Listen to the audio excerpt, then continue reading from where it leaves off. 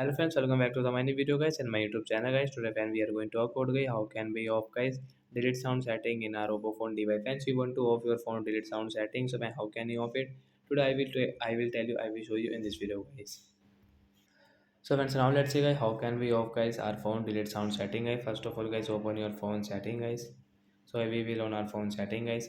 After on phone setting guys, scroll it friends, click on guys your phone sound and vibration guys, tap here friends, again scroll friends, click on this more sound and haptics, tap here.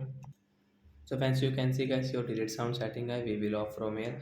After okay, this sound will not work guys, you can delete guys anything in your phone, so this sound will not work guys. You can see example for guys, I will delete guys this my car game, I will install it. So as you can see I can install this game without this delete sound setting. So like that guys, you can off your phone delete sound setting. So that's it guys, thanks for watching the video.